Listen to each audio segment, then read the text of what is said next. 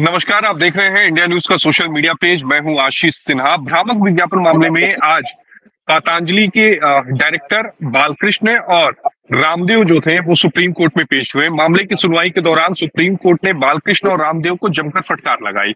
Supreme court ने यहां तक कह दिया कि आपने सुप्रीम कोर्ट के आदेश के बाद, यानी 21 नवंबर को जो सुप्रीम कोर्ट का पिछला आदेश था भ्रामक विज्ञापन को लेकर, आपने 22 नवंबर को एक प्रेस कॉन्फ्रेंस की और कोर्ट ने कहा कि अदालत के फैसले का सम्मान होना चाहिए। उसके बाद बाबा रामदेव की तरफ से जो वकील अपीयर हुए थे उन्होंने कहा कि बाबा रामदेव हाथ जोड़कर अदालत से माफी मांगते हैं, उन्हें माफ कर दिया जाए। लेकिन अदालत ने कहा नहीं, ये ठीक नहीं है, आपने जो हलफनामा दाखिल किया है हम उससे संतुष्ट नहीं है और हम इस हलफनामे में आपने जो बातें कही हैं कि अगर हमसे कोई गलती हुई है ये हमें आपत्तिजनक लग रहा है और हम माफी आपको स्वीकार नहीं करते। ये कहते हुए सुप्रीम कोर्ट ने बाबा रामदेव और बालकृष्ण इन दोनों के ही माफीनामे को ठुकरा दिया और सुप्रीम कोर्ट ने 10 अप्रैल को अगली सुनवाई की तारीख तय की है। सुप्रीम कोर्ट ने एक आखिरी मौका दिया है बालकृष्ण को और रामदेव को कि आप अपना हलफनामा सुप्रीम कोर्ट में दाखिल करिए। अब देखना यह होगा, बेहद दिलचस्प हो जाएगा कि 10 अप्रैल को जब मामले की सुनवाई होगी तो सुप्रीम कोर्ट का रुख क्या रहता है। हमारे साथ हमारे सहयोगी राजीव शर्मा जी जुड़े हुए हैं। राजीव जी, अगर इस पूरे मामले को देखा जाए तो मुझे लगता है कि अब बाबा रामदेव पूरी तरह से फंस गए हैं। अब हलफनामा भी दाखिल कर दिया, माफी भी मांग ली, लेकिन वो माफीनामे से कोई काम बना नहीं उनका। देखिए आशीष जी, ये तो पहले ही दिखाई दे रहा था कि सुप्रीम कोर्ट बहुत सख्त है और आज जैसे कार्रवाई चालू हुई उसी से लग गया था कि आज जो है वो कुछ ना कुछ होने वाला है। लेकिन थोड़ा सा टाइम मिला है बिन बाबा रामदेव को। और दूसरी चीज ये कि हम केवल इतना ही, बाबा रामदेव ही नहीं, सुप्रीम कोर्ट ने सरकार को, केंद्र सरकार को भी, राज्य सरकार को भी आड़े हाथों लिया है। उन्होंने कहा है कि जब कोविड के दौरान ऐसा मामला उठाया था, जो सामने आया था, उस पर केंद्र सरकार ने और राज्य सरकार ने क्या कदम उठाए, इस पर जब सरकारी वकील ने कुछ कहा तो उन्होंने कहा कि कॉम्प्लिसिट नहीं होना चाहिए, राज्य सरकार को, केंद्र सरकार को कॉम्प्लिसिट नहीं होना चाहिए। एक बहुत बड़ी बात कही है सुप्रीम कोर्ट ने। और सुप्रीम कोर्ट ने यह भी कहा है कि इस तरीके से नहीं चलेगा, कोर्ट की महिमा सबसे ऊपर है। कोर्ट ने यह भी कहा कि कोर्ट की महिमा सबसे ऊपर है। इसके अलावा उन्होंने कहा कि आप तैयार होके आइएगा अगली बार। तो इसका मतलब यह है कि कोर्ट बहुत बुरी तरीके से इनसे नाराज है। और कोर्ट ने, आप देखिए ना, जिस तरीके से कार्रवाई के दौरान कोर्ट ने कहा कि आपने गलत जानकारियां दी हैं, आपने गलत हलफनामा दिया है, आपने जानकारियां छुपाई हैं।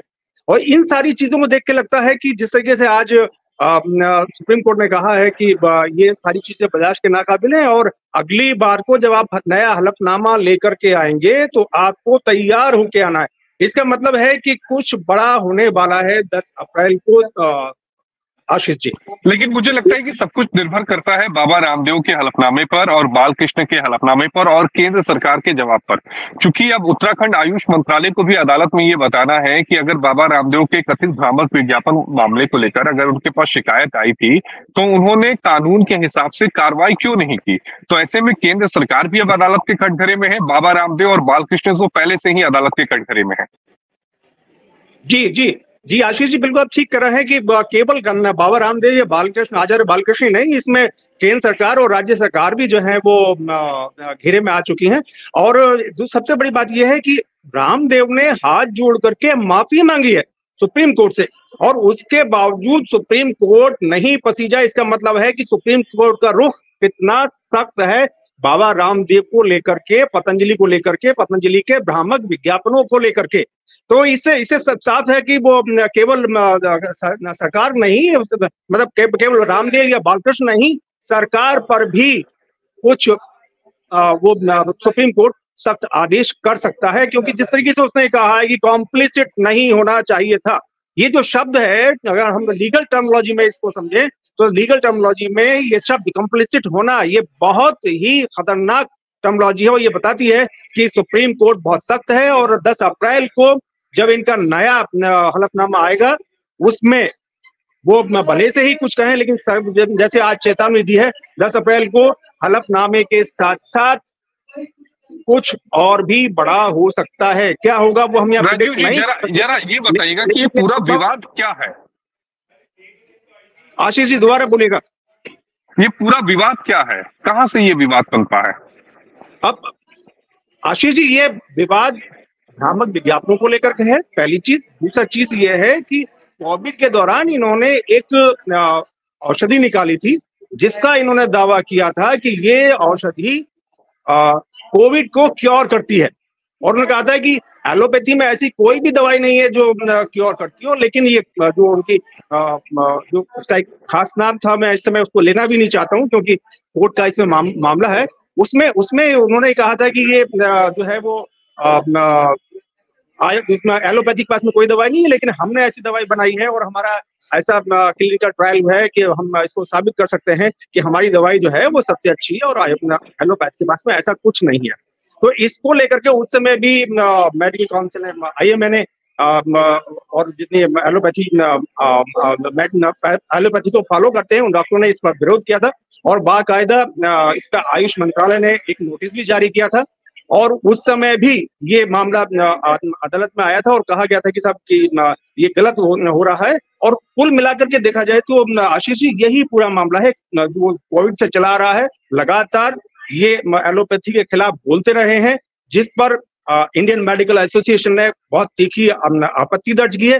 हालांकि कभी कभी ये लोग ये जो है अपने जो मंच से सादी रूप से ये कहते रहते हैं कि साहब हमें ऐसा नहीं बोलना वैसे नहीं बोलना, लेकिन हट करके फिर से दोबारा से ये आकर के एलोपैथी पर लगातार अपनी टिप्पणियां जो करते हैं उससे। आखिरी सवाल का जवाब दीजिएगा कि 10 अप्रैल को अब क्या होगा। देखिए 10 अप्रैल को ये फिर से जो इन्होंने इस बार जो सशक्त माफी मांगी थी उसको सशक्त माफी नहीं मांगेंगे जैसा मुझे लगता है।